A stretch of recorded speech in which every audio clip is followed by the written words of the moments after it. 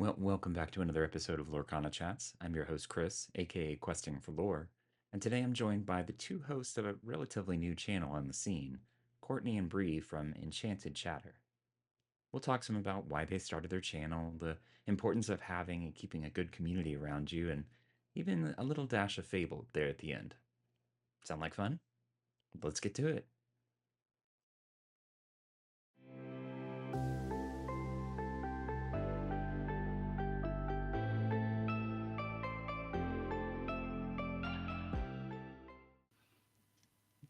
Well, hey, Bri. Hey, Courtney. How's it going?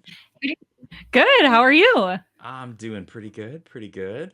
Oh. It's been kind of a long day, but I'm I'm happy to be here and be able to talk with y'all tonight. So, thanks for being on. We understand that. Yeah. We're excited. Thank you for having us. Yeah, thank you. Yeah, of course, of course. Well, so one of the things I like to do is kind of start off with the origin story of my guests. So, tell me a little bit about yourselves. Tell me how you got into the game, how you met each other, all that kind of good stuff. Well, you started in the game first, so you get to start your origin story first. All right. So my villain origin story was I was Magic, not competitively, very much tabletop, the Magic player, as I've said multiple times in the stream and got yelled at. So I played with my husband and a lot of his friends. And it traveled all the way to his friends in Australia, even that I called it the Magic. And they were very offended. But I started playing with all of them, and they're very sweet, and I love them very much. They are not my typical experience with Magic players, so I love them very much. I had a great time playing with them. But Magic is very complicated whenever you're trying to learn how card games work, because I've never played any sort of TCG. And there's a 100-card deck in front of you, and they all do things throughout the entire game. It's a lot, and it's overwhelming. And so then my husband was like, oh, hey, like there's a Disney version of it coming out, and I'm a Disney adult. And I was like, sold. He showed me the Bell Enchanted from set 1, and I was like, ooh, I need it. Nice. How do I do this? I don't How know. do cards work? I don't know if calling it the Disney version of Magic is doing it justice, but oh yeah. No, it really isn't. But I think that was how his brain like translated it over. Yeah. To make it like, hey, this is something that I enjoy, and you like Disney, and these are where those two things kind of meet. And so we went into it together with that aspect of it, where he was like, it'll be fun for you. And then we got into it, and then the rush of searching for first chapter cards kind of got me hooked. Because of the adrenaline rush of whenever I did find them.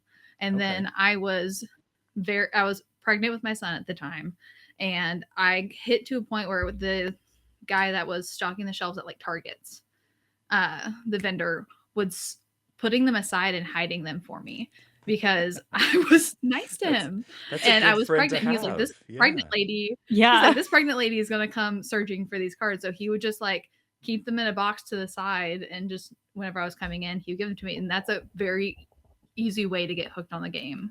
Whenever everyone else is struggling to find stuff, and I can just go to Target and find it to ship to my sister-in-law in Colorado, or anyone. It's Disney magic that you're able to find it. Yes, right? Exactly. I felt like Santa Claus.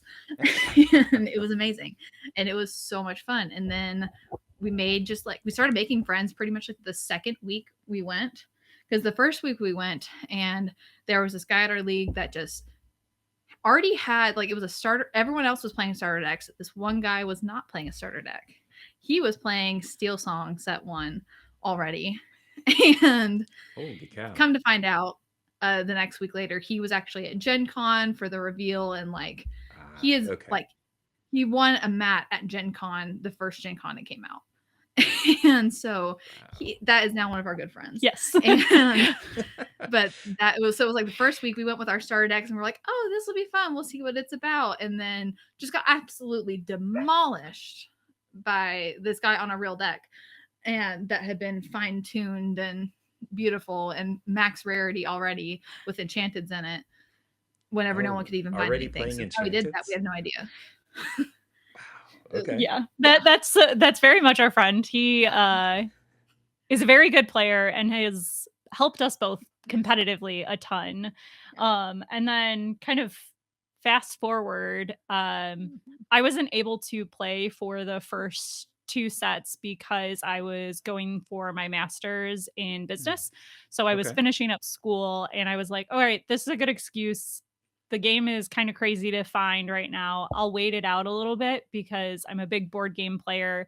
I was never really into trading card games, but on like kind of the fringe. So like my husband plays Magic. I have friends that play Magic. It was always something that was interesting to me, but the IP didn't really interest me. So as soon as Disney came out with a trading card game, I was like, my people. This I'm is what I in. need. Yep. Yep. So for Into the Inklands is when I started, and I went to a couple local game stores. And the first league night I went to, I met Bri. There was a crazy lady with a baby who was only 2 months old, and I was like, I like her.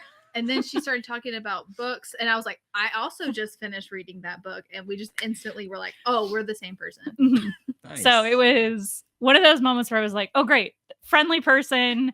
I think being a woman in any sort of like space that is mainly male dominated, the second I saw another female playing, I was like, oh, okay, a safe space. I'm gonna go befriend her. Yep. Yeah. I can imagine. Yeah.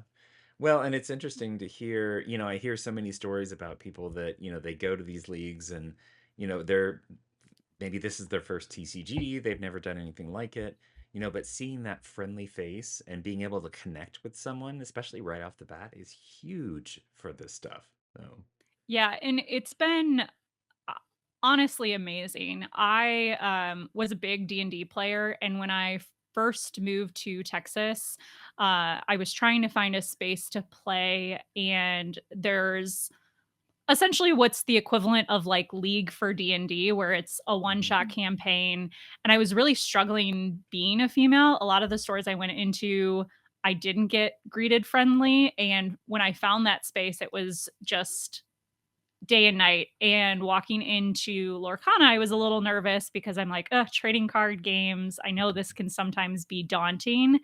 And it's been nothing but wonderful. Every person that I've met has been so friendly, so welcoming.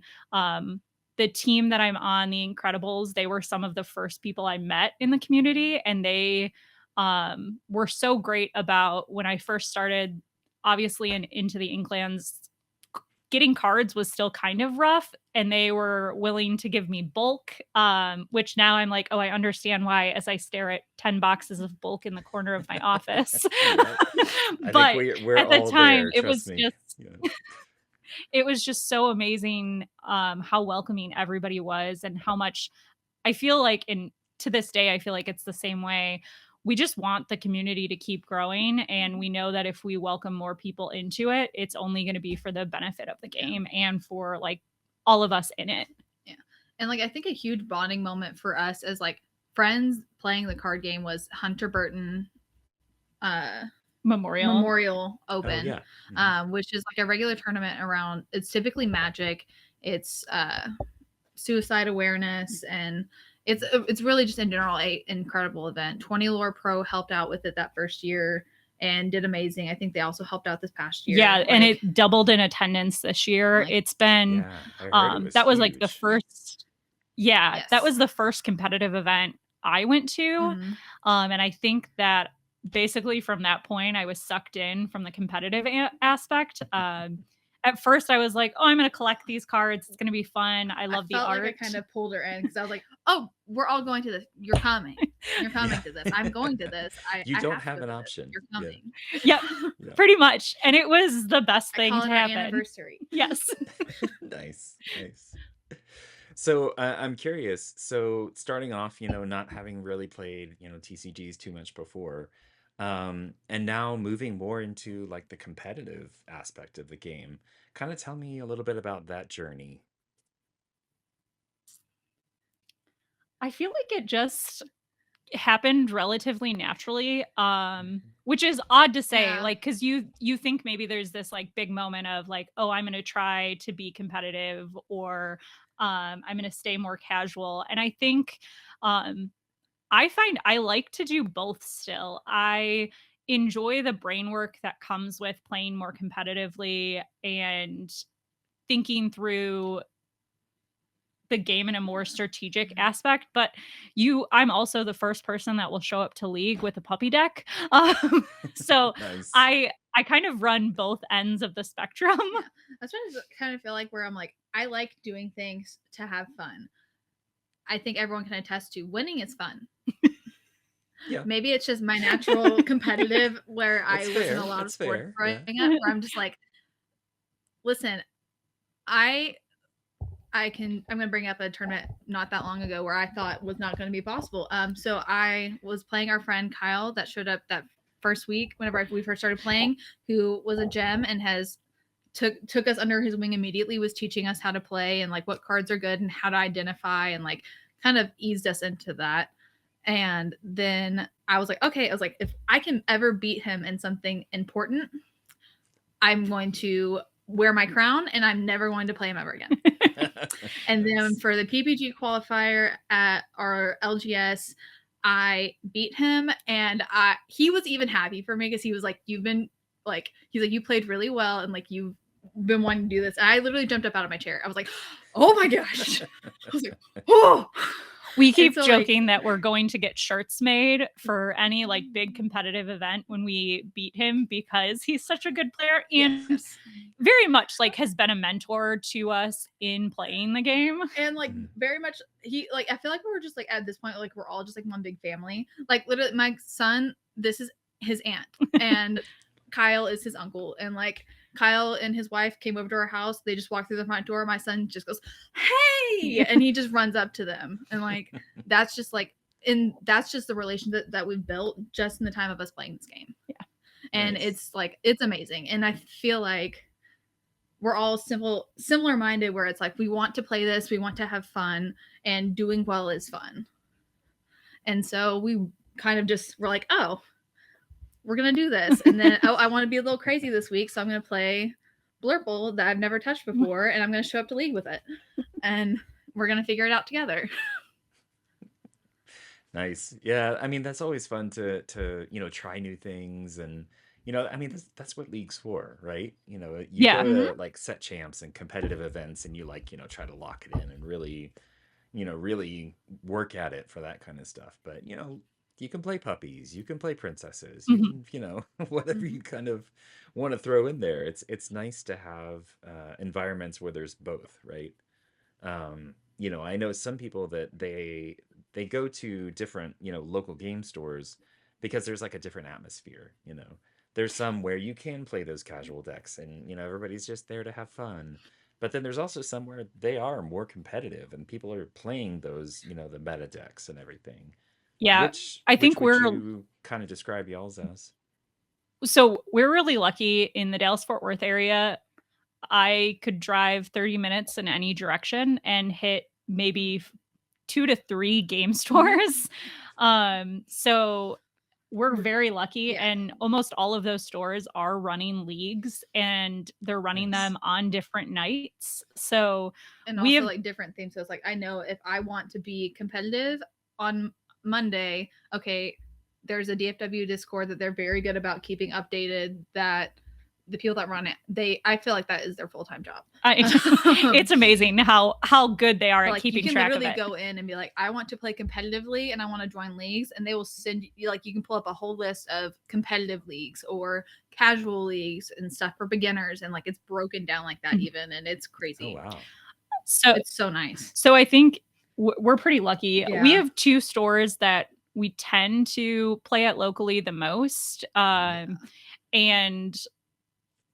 they kind of flex on if they're more competitive or casual throughout the course of the set league. And it's basically if we're ramping up for a larger event, you'll notice that decks tend to be more meta, more competitive. But on those off weeks, I think we all kind of agree that we're like, all right, fun decks this week. Okay, fun decks. Set champs are over. We're done. How many times have you played this deck? Less than 2. It's perfect. Or 0. Yeah, so it's been nice. Yeah, exactly. And I think the other thing that's really good is we have a really positive community here that if somebody is new and we have those more meta decks at League, they'll be very friendly in the manner of how they play if they get paired into that newer player. A lot of the times it'll be really common if there's a new player to play open hand. So with your people literally just play with their hands up. So they can help the player learn and kind of explain why they're playing the deck that they're playing. Help them make sure they don't miss triggers on either side, because even if like a newer player is like, oh, I want to try out Diablo, they help like remind, hey, don't forget to draw. Don't forget this. So it's we're very fortunate. I feel like that's not the case for a lot of areas. It's also I think because we're very centralized around Fort Worth, so it's pretty easy to find somewhere, and everyone around, I feel like it's just like a DFW unspoken rule where it's like, be kind, help each other, and support everyone. It's the rule. It's the law of the land. Well, and it's nice. It seems like this game, I don't know if it's the Disney IP or if it's just, the general gameplay or how the community has evolved. It seems to kind of bring in people like that, that kind of, they're like, okay, we get it.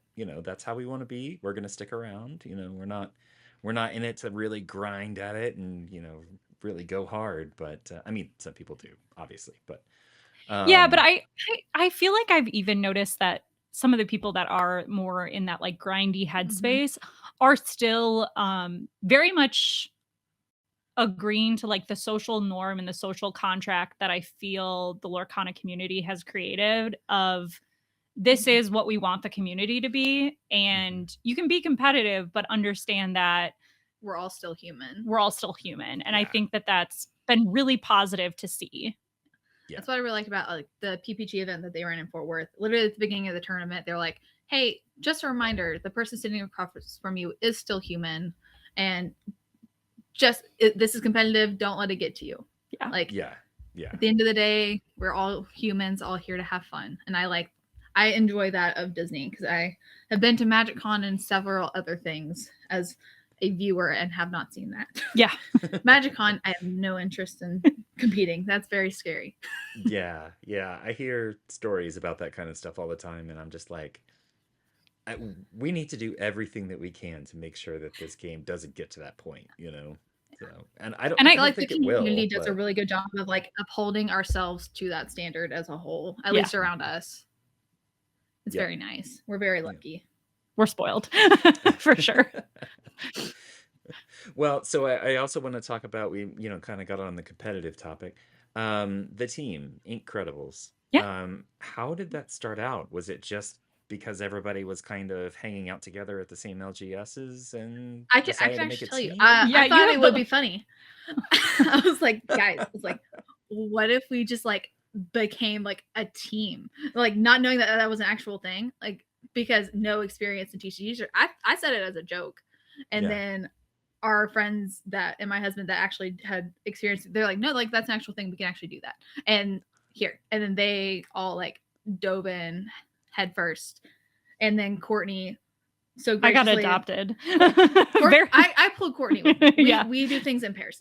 But then Courtney created like a bunch of you and Griff got together and did a bunch of merch for it, and it went from Griff did the first round of merch for us, so we were really lucky. We have some very creative people on our team, so they got together and we got jerseys, pen, we have founders pens, oh wow, okay, like backpacks, hats, they went all in. We love a good swag. As Disney adults, we really, yes, exactly. We fully committed, and then I was like, guys, what if we could be like Liam and Aaron? And they were like, what? And everyone thought I was crazy. And I was like,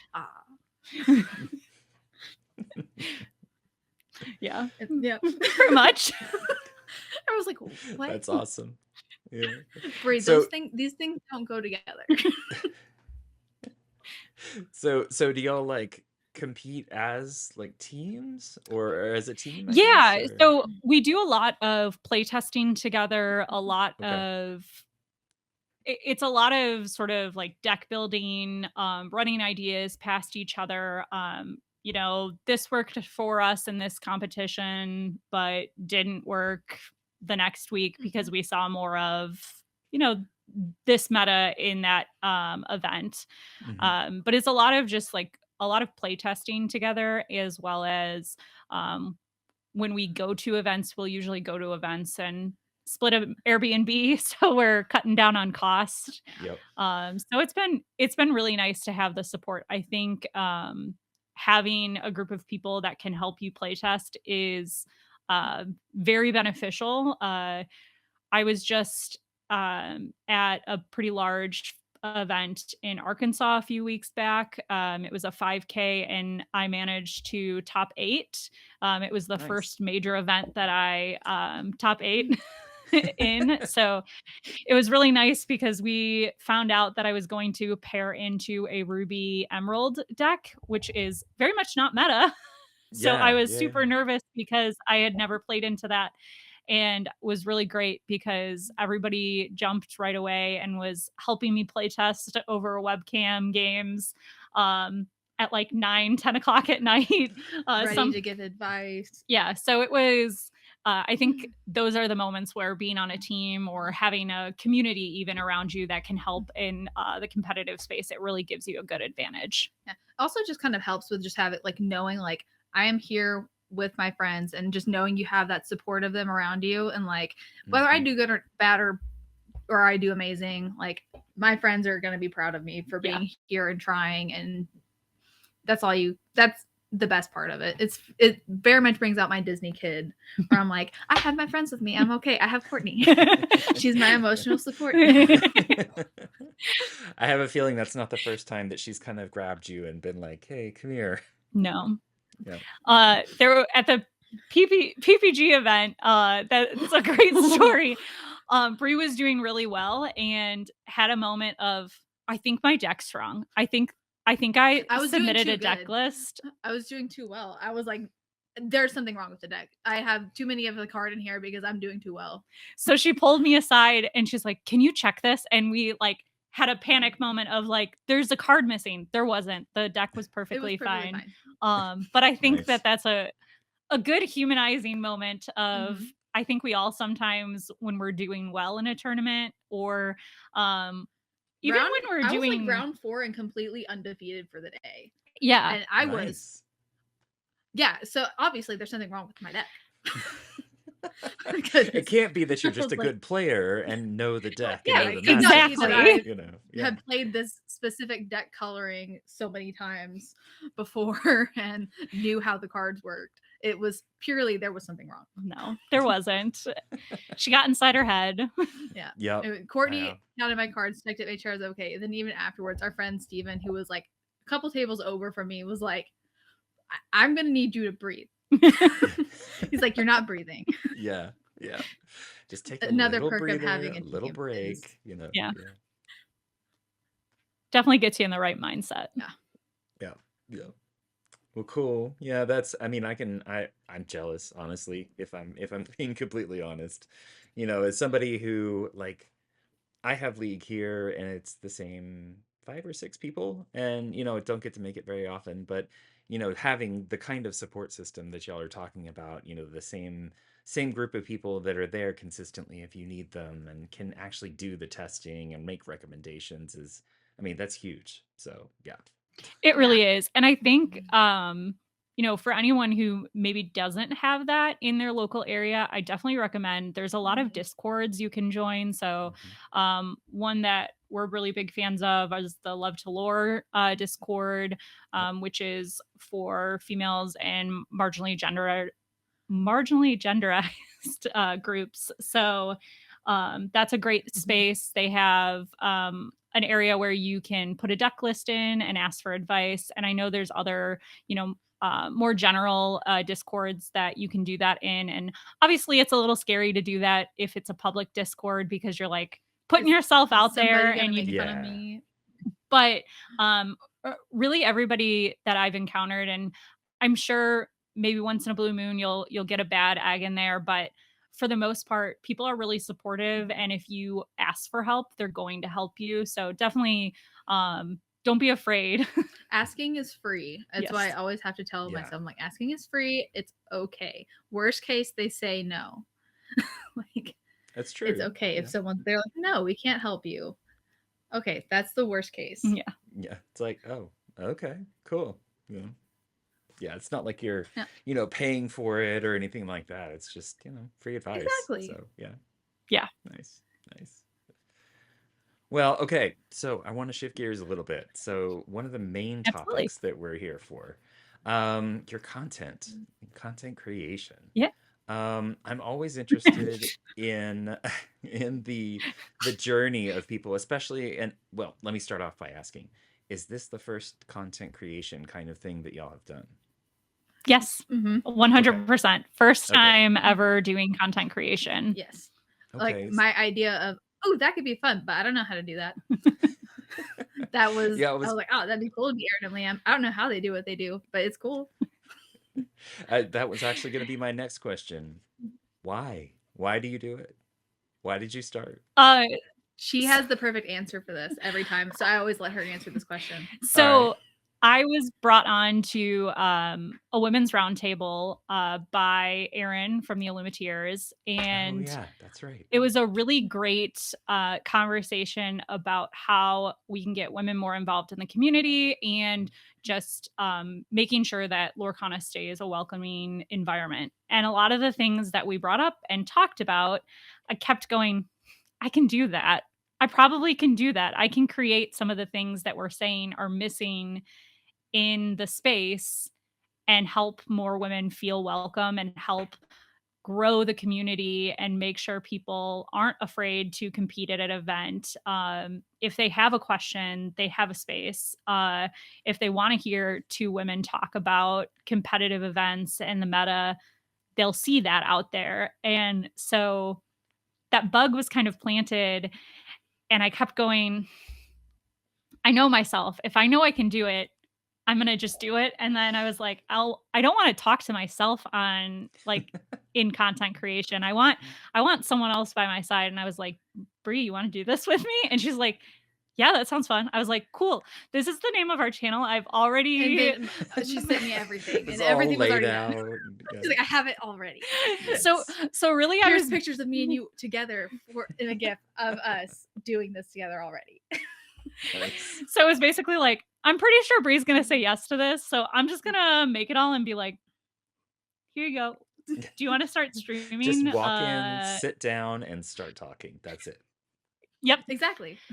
And literally, it was while I was living in her guest room, because if anyone that follows her channel knows, my apartment molded. We had to find somewhere to live very quickly. She graciously opened up her guest room to us, and by us I mean me, my husband, and my 1.5-year-old. I love. She's a Deckard. He's wonderful. She's an angel. He is not always an angel. But she is an angel. He can be very loud. He's just got a lot of energy. He's very sweet. He's a lot of energy. A kid. Yep, it's just kind of how it goes. So then we were here, and it was just like, let's just start doing it. And then I was living with her, so we were just like, okay, let's just do it now. Nice. And that's essentially been what it is. It is our Wednesday night date night is what we refer to it to each other. It's our date night. We get to have really great friends that we've made in the Lorcana community come and chat with us and just share Lorcana. Our journeys, our thoughts, and just have fun. Yep. Oh yeah, there's something to be said for just sitting down and talking, not necessarily having like a specific layout or, outline. I know we both talked a little bit about, being outline kind of people, to have a little bit of structure, but just to be able to have a basic Bri kind and of I, she's the structure. If we didn't have any sort of structure, Liam can attest to me taking over their chat one evening. It would be pure chaos. Yeah. I would go down the rabbit hole and start pull it out all these card ideas that I have. Oh, this card's gonna be great. Oh, this one's gonna be fantastic. This could be good at this, and it would just spiral. Courtney has to keep me in line. Well, and I have to keep myself in line too, because we just get off on tangents. So I'm an outline girl. Yep, it does help. Helps point us in redirects the energy, as I say with my kids. It's just redirect the energy. Yeah, yeah, definitely. And so y'all started what about 3 or 4 months ago? Is that right? Yeah, I think it's been like 3 months now. Yep. Okay, nice. About almost. And y'all only do lives, right? You don't do pre-recorded at Yeah. this point? We so right now we've mainly just done our lives. We've talked about putting together some pre-recorded streams, more about like learn to play things. But life has kind of gotten in the way, so we haven't been able to record those. My life has gotten in the way. Don't let her take it's a little bit of everything. So I think eventually we would like to add some pre-recorded items into the bucket, but we're also very much we want to support other content creators too. I think the one thing that we've noticed when we started like the first people we asked advice were Liam and Aaron, and they were so gracious about just sitting down with us and talking and giving us all the advice and pointers. And I want to make sure that we do that for others. And I also love some of the content that other people have created for like learn to play. So we want to create content, but we also are very happy to just direct people to content that already exists because there are some amazing content creators in this space. Yeah, there really are. And there's such amazing people that are more than willing to, really help out and provide insight. Like you were saying, you post your deck list, you ask for advice, and people are willing to give it. It's not like, you're having to pay for. I mean, there are some things out there that people have worked hard to hone their craft, and they're providing those guides, and paying a couple of bucks for it is not such a big deal, right? No. But there are tons of people in this community that are more than willing to help with just about anything, including content creators. Yeah. And I think it's been really great. I was a little afraid when we started that it would be like we'd have to carve out our space and be really diligent about our space, and people might get upset if we took from other content but it hasn't been that way. I feel like everybody is really empowering to each other, and it's a very welcoming experience starting the content creation. Even like a shout out to Ink Heroes, but we share a lot of their they've been so on top of all of their Fabled card releases and stuff where we're just sharing their content just because we're like, we could make the exact same thing, but they already have it done well and organized. There's no sense in making two of them. Just give credit where credit's due. Exactly. Oh, absolutely. Yeah. And it was so funny. I have been sharing almost every release on our story, and I messaged them because they also liked our stories, and I was like, I'm so sorry. I am probably blowing up your phone right now. You're probably getting so many notifications because of this. I apologize. I just love your content. No, they do an amazing job, not just with like keeping up with the reveals and everything, but also just the regular content too. I talked to them exactly. It's like they make all these charts and things, and it's so well organized, easy to read, like it's perfect. And so it's just like, we already have this good one right here. Like, yep, definitely. Might as well use it, right?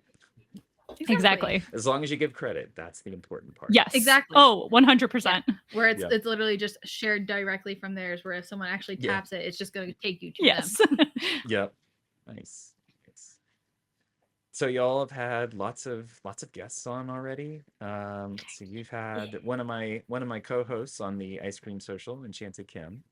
Yes. Let's see, Lorcana, Rebecca Quest. You've had lots of lots of big names, I guess. From the Lumineers, Cheers, obviously. Yeah. Alex. Right. We've had Alex on there a few times. Yep. Alex is also an Incredible. She's just the Portland extension, because they were in Texas and then they moved to Portland, so now they're there. So they just took it with them. Okay. Yeah, I think we're sharing the love. Yeah.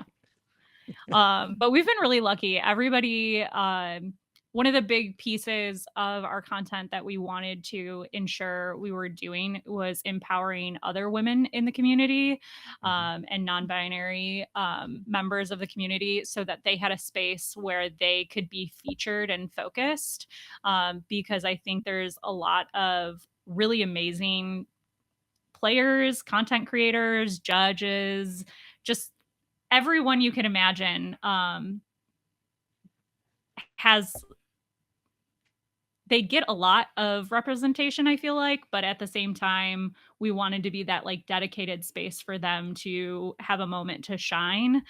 So that's been really fun. We've kind of made a dedicated decision to keep it to, females and the she's and theys. Yeah, the she's and theys, as we say. Yeah. And it's not to not bring on guys or anything, but I think that there's a lot of shows that do that. There's a lot of space for that, and we wanted to be that kind of safe space for women to be on the show, so that they can share their story and hopefully highlight some people that aren't always seen. Yeah, exactly.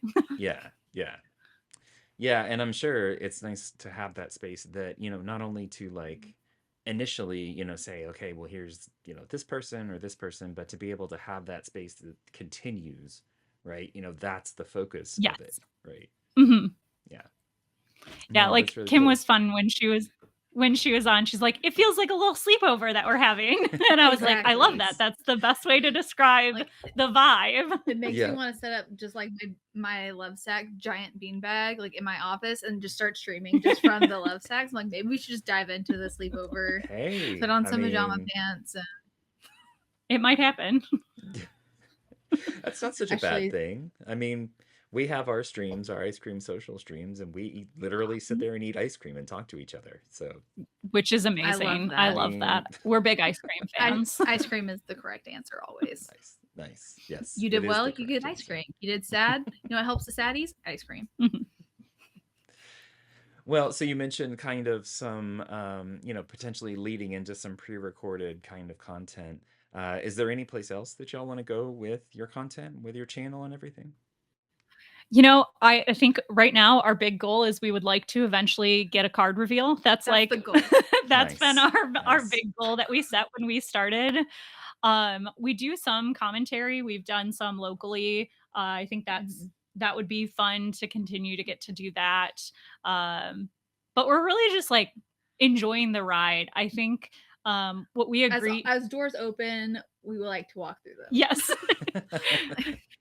And we said from the beginning, exactly. Yes. Yeah. We kind of said from the beginning that even if the only 4 or 5 people watching our show are our husbands and our friends locally, as long as we're having fun, we're gonna keep doing it. So really, a little selfishly, it's for us. It's a good like mental health break, honestly, for me, where it's just like it's my Wednesday.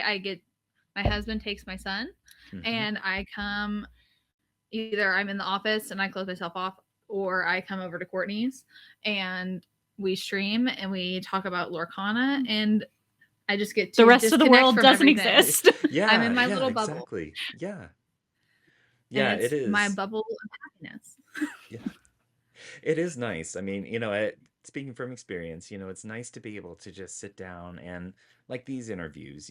They're not as consistent as Wednesday nights or anything, but but to be able to have that singular focus, to be able to say, I love this game.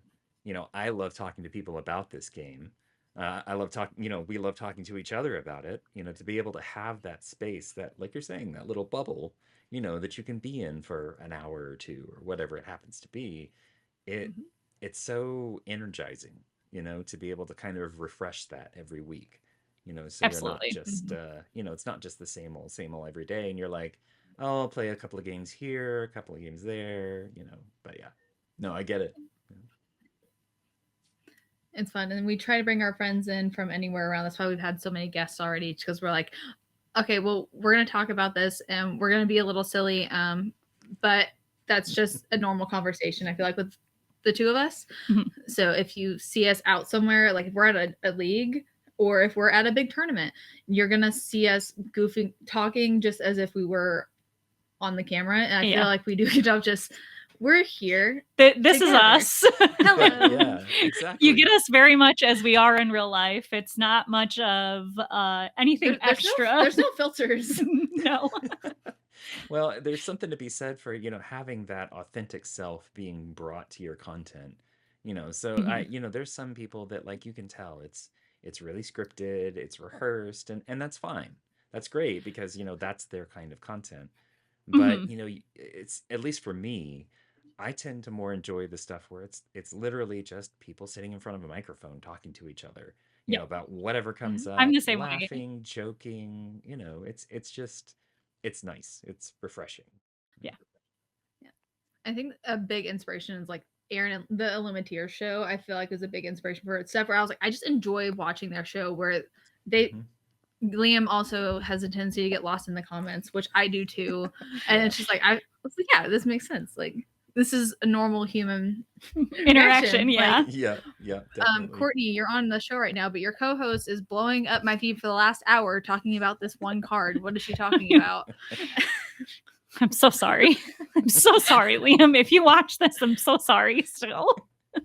Oh, please. Liam he probably was laughing right along with it, Oh, honestly. he was, he was. absolutely. We're very lucky that we've become very good friends with Liam and Aaron.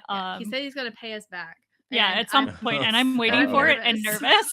The longer it goes without him doing it might be the payback with him just like it's happening. It's Scary just enough. dangling over your head. Yeah. Yep. Nice. Well, so I do want to talk a little bit about. Oh, no, actually, before we get off that topic, I do have another question. Okay, so since you are first-time content creators, and are having to deal with little ones as well, what kind of advice would you give to someone that either is just starting out, wanting to start out, or is wanting to like really improve and kind of grow things? So I think the biggest piece of advice I would have from like the content creation front is don't be afraid to ask questions. And don't be afraid to reach out to people and ask them to be on the show. If it's something where you want to interview people, more times than not, they're going to say yes. They're going to want to jump in. They're going to want to help. Very rare occasions will they just give you a flat out no. And most of the time, if they give you the no, it's for a good reason. And it's a no for now, but yes, eventually. Right. So that would be a big piece of advice. YouTube is your friend when you're trying to figure out all the technology. I had no clue what I was doing, and I have watched more YouTube videos than I can count explaining how I'm doing. So don't be intimidated. Take it one step at a time. I know we use Streamlab, which is a tool that you can use, and there's a lot of really good resources to help you. Eventually, I'd love to get on OBS, but I'm slightly afraid to use it because it's much more technical and I need to still learn a lot. But I think that's the kind of the fun about it for me personally is I like to kind of play around and learn new things each week. I say Courtney is the brains of the operation. I just come and sit on the camera. I'm like, hello, I'm here. Bri is just as much the brains of the operation. I'm the passenger princess. The passenger princess. I'm here. But as far as advice for like the parents, I have been taking my son to events with me for Lorcana since he was a month and a half old. And it sounds terrifying and you're gonna feel like you're crazy a lot of times, but every time I have taken him to an event or gone anywhere with him, the Lorcana community is so open and welcoming that even whenever he is having a bad day and I'm on the brink of tears because I'm going to lose it because he just keeps screaming at me all day and I don't understand what this tiny human needs. The community is, I can't tell you how many times I've taken him somewhere and again, goes back to us being spoiled, where our friends will go in and it's all hands on deck with Deckard. Like it's mom, dad, and 10 of your aunts and uncles, and everyone's going to figure out something to get you happy. And I've taken him to events where none of our friends were there, and I still had amazing experiences because the Disney Lorcana community is so open to littles. So it's not as scary as you think it's going to be. It will be okay. Like you can take them with you, and it is not a big deal. If they now he's a toddler and he's a T-Rex and he likes to run around and move, and he is at a point where he is on a first name basis with the LGS members like that work at the store. That's and awesome. he comes through the door and they just know. And there's people, he's gonna come over here and he's gonna sit on the ground. He just wants to play with the Pokemon plushies. And that's just what he does. And then we pick him up. Like we obviously we're not gonna leave like messes and crazy things for him, but like I went to an LGS where they even had food for, because my husband was judging. They got food for him, me, and our son. Because they knew that me and my son were going to come up there since he was judging. Like, the community is very open and very kind and very understanding towards you having little ones. So if you're going and you're like, I don't know if I can bring them, I'm really nervous, because it is very stressful because you're bringing this tiny human. You don't want to upset people. They scream, they cry, they stink. There's a lot of things happening in a very small space. But it's okay. And I have had nothing but amazing experiences bringing him with me. To anything from a DLC to local leagues on Tuesdays. Nice. And even DLCs, like judges, even they got me I got a whole ADA table to myself with like 2 empty tables next to me, just so that I had plenty of space, because they want to make sure that he was comfortable and I was comfortable with him. And like, that's just, that I feel like is really encapsulates like bringing the kids into it, the community, and the game itself just brings out good in people, where it sounds scary and you're not going to want to do it, but once you do it, it's so great. And it's not as scary as it seems. That's very true. It's funny. I hear that story a lot of times, because a lot of the people I have on do have kids and everything. And, and they've said their league is very open. They're very, happy to help, or, even if they're not necessarily the people that are, right there, like, hey, let me help out, entertain the kid while you're finishing up your round or whatever. They're still, it seems like they're still pretty understanding about it. They're like, hey, do we need to take a break really quick while you take care of him? Exactly. I'll call a judge over and just tell them to give us a time extension. And it's almost always, it's never been an issue against anyone I played against. I've been very fortunate, because I'm sure there is some people out there that have not had great experiences. I've had nothing but positive experiences bringing my son with me to things.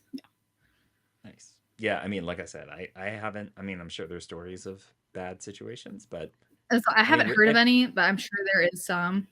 With as many people as play the game, but bring their kids to our league, and everybody's just like, like the little one will just be kind of walking around and playing and doing whatever, and everybody's like, oh, hey, how's it going? Pat on the head. My son beelines it. He goes, Sissy, Sissy. That's Aunt Courtney. He goes, Sissy. And he comes running through the store. As soon as we walk through the door, he just beelines it to the back where Lorcana's at. He just knows what table. It's pretty great. Nice. Well, so shifting gears again a little bit here. So Fabled, we have gotten tons of cards and tons of new things, information about it. What are y'all excited about? More cards to collect. Hades. Oh, yes. Hades. Yes. Oh, She's very specific, but it's a beautiful my card. Goblin brain was like screaming, because I already love that card. I love playing the card, and I love the art. I like everything about the card. I loved since set 1. Like, I love Hades. That card specifically is so good. And I was so excited that it got reprinted, and then it got the Enchanted, and I was like, I need it. So both of us are obviously competitive players, but we also are big collectors. There's a lot of cards behind me. You can't see mine. It's all over here. So So we're, I think, both really excited for the new rarities. I just feel like every time they show a new card, I get more excited. And even from like the competitive aspects, I'm kind of excited for rotations. I'm excited to see what happens. Like, there's going to be so many new decks and so many cards that weren't seeing play. I feel like they're going to start seeing play that maybe it just wasn't, because maybe there was a card similar to it that filled that same slot, or for some reason. And so I'm really excited to see all of these new cards that are going to be seeing play, that have been out, on top of just the new cards that are coming out. Yep. Yeah, it's funny. Like, obviously, it doesn't seem like there's the same level of excitement because it's not all new cards, Yeah. Yeah. But it still seems like with the reveals, people putting together the reveals and actually seeing them and everything, there still seems to be kind of an excitement around, the cards that are all the way from set one. It's like, oh yeah, I completely forgot about that card. Or, now that we're in rotation, it's like a different perspective, right? You're like, okay, Yes, now I could use absolutely. that card. I know for sure. So let me think about what I can do with it. Yeah, I'm really excited to see like the first few weeks and the first few big events after release. I think it's going to be so cool to see all of those new decks pop up and what becomes, the new hot meta deck. Because I think we're going to see a really big shakeup in that area. Yeah, I feel like we're going to see so much more variety. Yeah. And it's going to be yeah. very exciting. Instead of it being pretty much just like the same color pairings, but maybe a difference in style, it's going to be, okay, we're going to see a lot more ruby amber. Yeah. Personal opinion. But we're going to see a lot more ruby ambers. So that is something that is more at the bottom of the scale of it might have a 1% on the little pie chart that they make. It might get up to like maybe 10%. And I was like, ooh. As someone that was already in the 1%, I'm excited. Nice. Yeah, it'll be interesting to see, which cards really kind of start to shine. Like you were saying, there's lots of cards. I mean, we had, what is it? We're in 8 sets and they're 200 and some odd each. So we have 204 lots of each. cards. Yeah. Yes. And so, to basically chop off half of that, you have stuff that's been played since the first chapter. And it's still standard in some of these decks, and we're getting reprints of some of that stuff. But it's really going to be interesting to see which cards really start to shine that aren't necessarily new ones. So Bri quietly said under her breath, Rapunzel. I don't know. There's still hope. Maybe she'll be downgraded. Yeah, I could see that. Like, I know. She is too good to be downgraded. Yeah. Stitch could that have card. downgraded. I would have believed it. It's funny. I think whenever I first started playing, it was around the Floodborne time. And I had only ever played on the online client that shall not be named. I never really played in person. Like, I hadn't gone to an LGS, but I love the game. And so I went to the Atlanta DLC as my first like big event. And of course, translating from the electronic version to a people version, having never played it before, it was a whole different world. But I played Steel Song, and back then, of course, Rapunzel was like a mainstay in that deck. Thought I knew how to play with her very well. Thought I knew and understood the deck. Lost every match. So, but it was not because I didn't have, good cards in my deck. It was just because, I wasn't used to the game. I hadn't played that much, competitively. But it's interesting the art of to knowing look when back. to play things. Oh, yeah. And it's interesting to look back and say, okay, now a lot of those cards that I played in that deck, that deck is just not going to exist in its form that it did before. So it'll be interesting to see if it's more of a like people modifying the deck with the cards that are available, or like you're saying, just really getting out there, really trying to come up with something new, something different. Excuse me. Yeah, I'm so interested. I mean, we still have a good chunk of cards that need to be revealed. So I think that that's going to play a big part in are we going to see just a complete revamp of brand new decks, or are we going to see those cards that didn't get reprinted in this set? Are they just those 1 or 2 ofs in some of those meta decks going to be replaced? And I think right now it feels like brand new. But there is still obviously a lot of cards to be revealed, and I think that'll really play into what we see happening. Yep. Because I don't think we're quite halfway even. I think we still got quite a few more. So. I think if Yeah. anything, we're like we're a little less than halfway. I think. Yeah. Yeah, I would say I the think last time I looked at it, we were tracker about I saw. a third of the way through the reveals. Okay. That Like, feels right. Yeah. Yeah. Well, here's hoping there may still be time for that Rapunzel to come through. We'll see. I mean, I've accepted my fate in Infinity. What's that? I've accepted my fate to go play Infinity. Yeah, I know, right? There's always Infinity. So, yeah.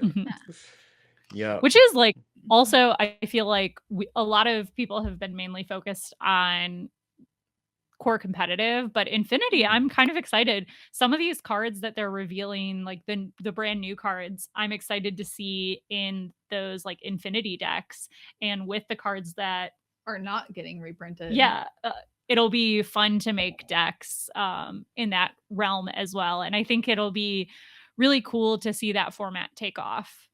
Yep. Yeah, I think it's a fun concept of it. I think it's going to be great for people that are not wanting that super competitive space, that are just wanting to come and enjoy playing the game.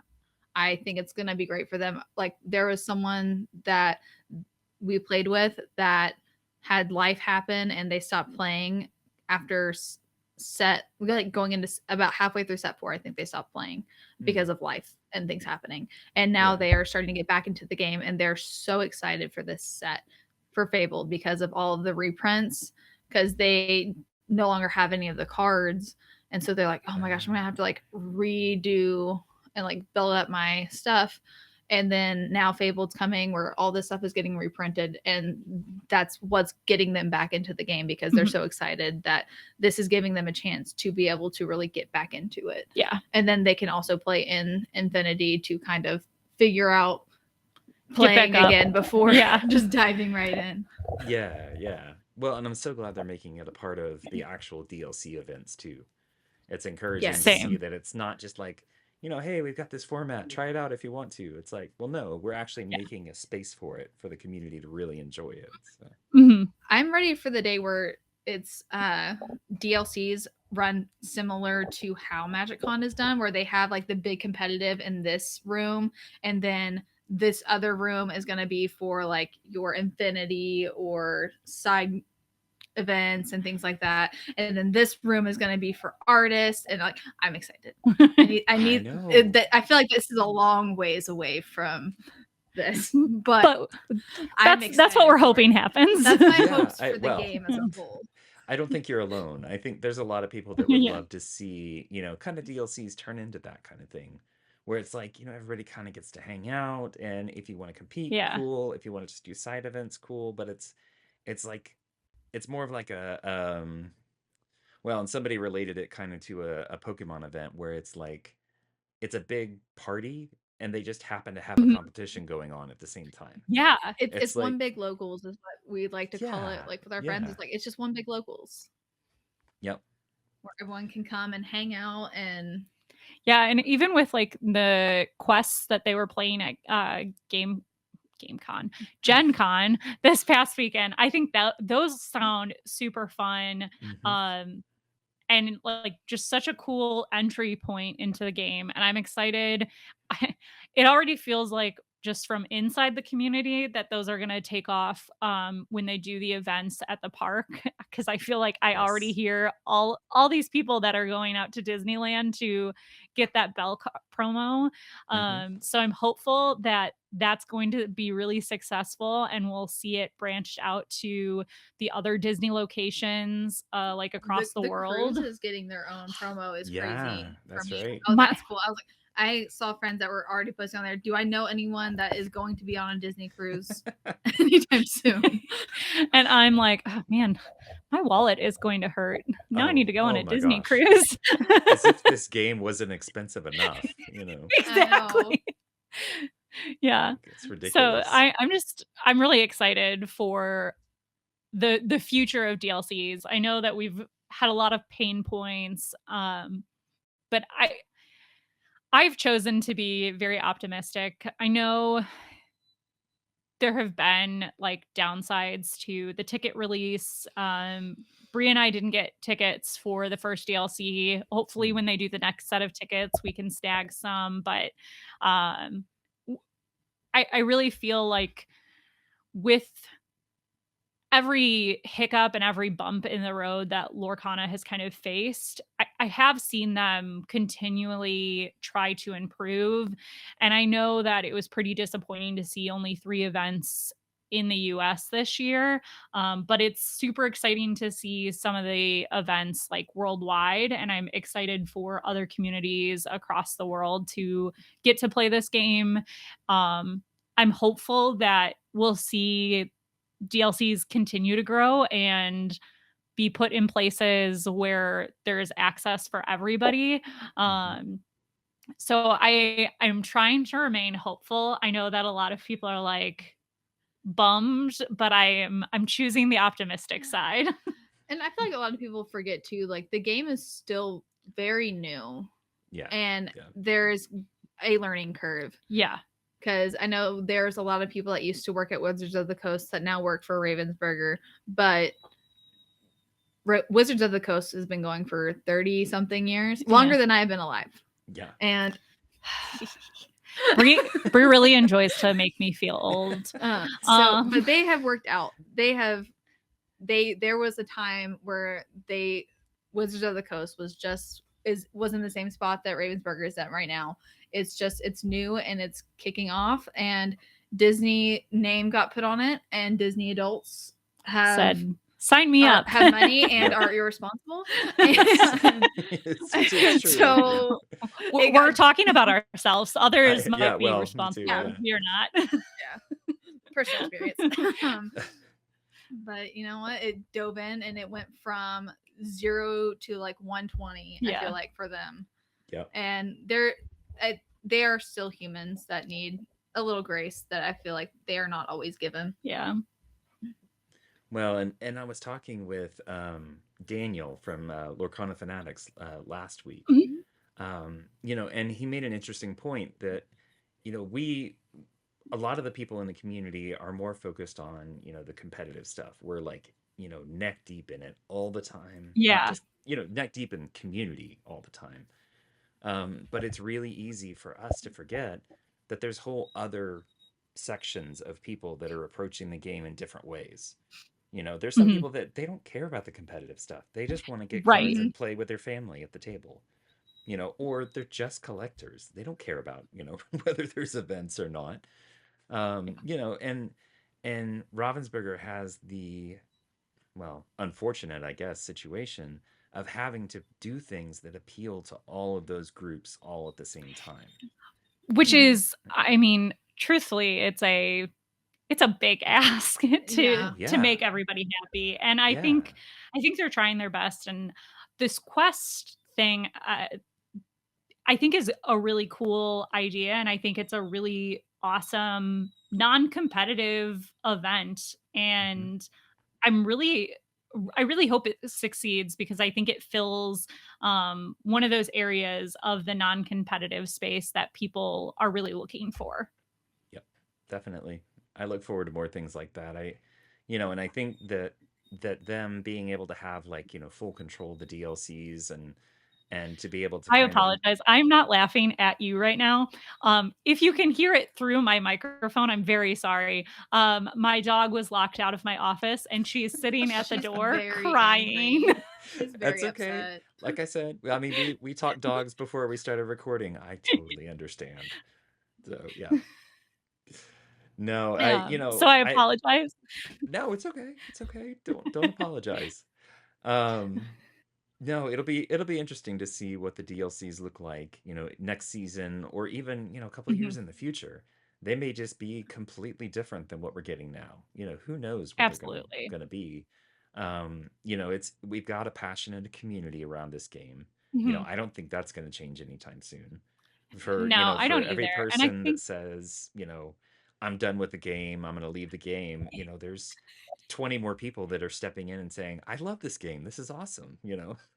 Exactly. And I think the exciting piece about Fable and rotations, I know there was some hesitation about rotations, and I think they're very valid, but it's also exciting for new players to have this like nicer little entry point of, oh, I don't have to go back all the way to first chapter and try to find some of these cards that are really expensive now.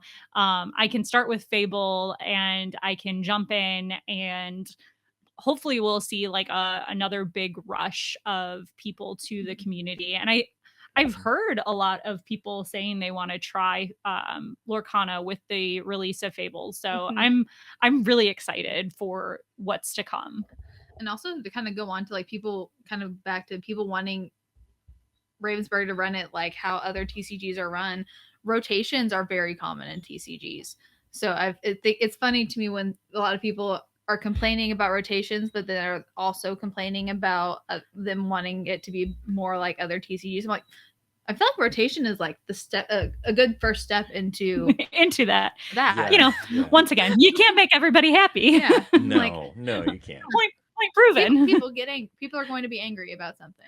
Yeah, they'll find something. Yeah, it's the internet. There's always something. Yes, absolutely. Yeah. Well, hey, thank y'all for sitting down and chatting with me. I've had a blast. I hope y'all have too. Oh my gosh, thank you so much for having us. Oh yeah, of course. Of course. Us content creators got to stick together, right? Absolutely. Well, cool. So I want to end with the same questions that I ask everybody. I did send you these before, so hopefully you've thought about them a little bit. All right, so we will start for each of you. Your favorite ink and card right now.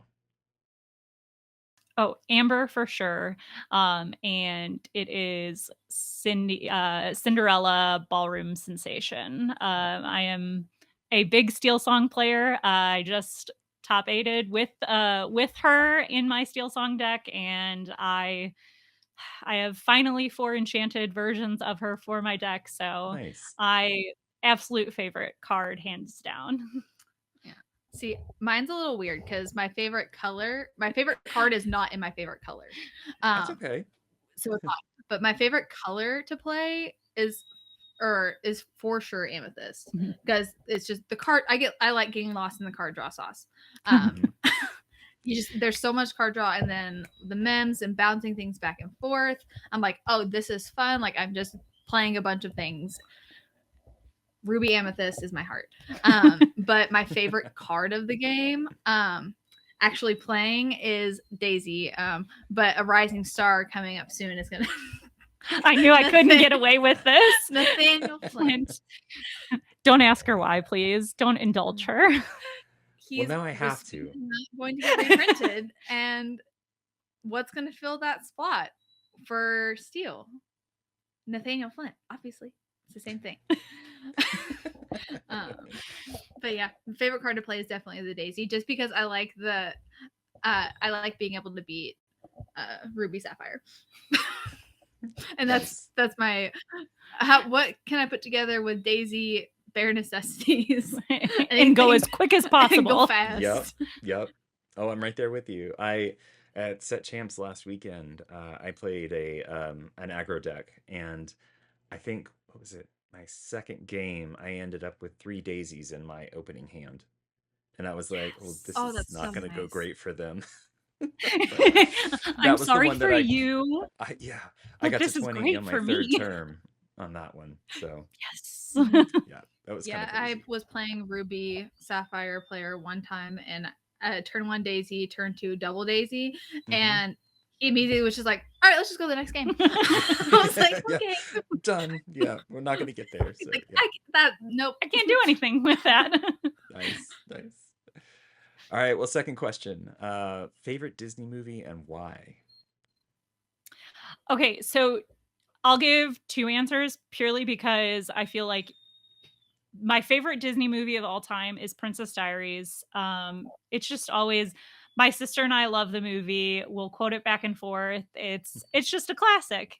But if we're talking Disney movies that are in Lorcana already, would definitely be Beauty and the Beast. I'm a big reader. I love Belle. She's been my favorite princess since I was little. So definitely Beauty and the Beast. Okay. Nice. Yeah, mine is also Beauty and the Beast. But my honorable mention, because it was purchased by Disney, but I don't think she's actually going to get put into Disney Lorcana since she's not Disney, is Anastasia. Because I was convinced I looked exactly like Anastasia as a child. Like, no one could tell me different. My hair was like slightly red, but not bright red like Merida. And she has the freckles. And I was like, I am Anastasia. But she wasn't a technical Disney princess until I was an adult. So Yes. Yeah. she's an honorable mention. If they do put her in there, then I'm like, okay, nope, she's the princess and she is now my favorite. I'm sorry, Belle, you get moved down to 2. They might. I could see them doing that. You know, that would be pretty awesome. I would be excited. All sorts of stuff already. So who knows? Yeah. And I mean, Pixar's coming in, so maybe Pixar, and then they'll segue into other Disney extended universe. Yeah. All the Disney crazies. There's Disney so much Plus of it too. and cards. I mean, or the other way around, a Lorcana series. Yeah. On Disney Plus. Yes. It could happen. It could happen. It could. You never know. Okay, cool. Next question. If you all want to give some shout outs to your local game stores. Absolutely. So first and foremost would definitely be Eclipse. We play there every Tuesday. They are a wonderful store in the DFW area. And then my second store would probably be Common Grounds. They're based out of Dallas, and it was the first game store I kind of found and became a second home when I moved to the DFW area. And they are wonderful. All the employees at this point are like family. And Nice. my first one is also Eclipse, and then my second one would actually be the Card Haven, which is based out of Louisville. So it's kind of like right by DFW Airport. But they are the ones who, like, my son literally walks through the door and they are all just like, oh, Deckard's here. And they'll have food for him and they let him have free reign on snacks. And they're the best. They have, and that's definitely the place where you want to go in this area. I feel like for singles, either there or Milton's. Like are the go-tos for singles. Okay. If you need it, they almost assuredly have it. Absolutely. Good to know. If I'm ever back down in that area, then I'll have to hit them up. So we've still got anytime people are coming in town for tournaments, they're like, I need to buy singles when I get there. Where do I go? We're like the Card Haven. Have I got a place for you? We need product. Where do you go? Eclipse. Nice. All right, and last question. Tell people where they can find you, your content, and all that kind of good stuff. Absolutely. You can find us on Enchanted Chatter on Wednesdays. I like that. Right there. That's it. Right there.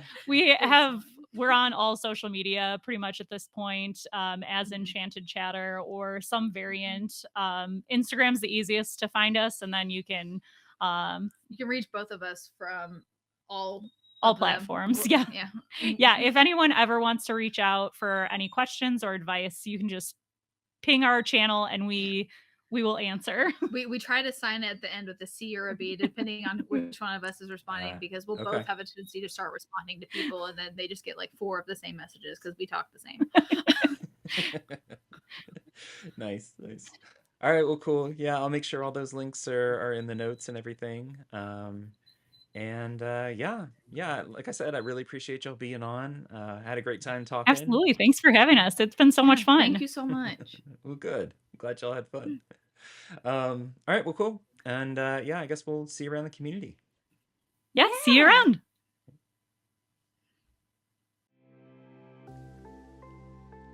Well, thanks for listening in on my episode with Bri and Courtney. I hope you enjoyed it.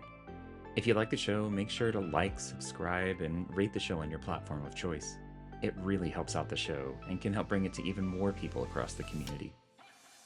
You can find out more about the show at LorcanaChats.com, or if you want to email me directly, you can send a note to LorcanaChats@gmail.com. Thanks for listening, and we'll see you next time.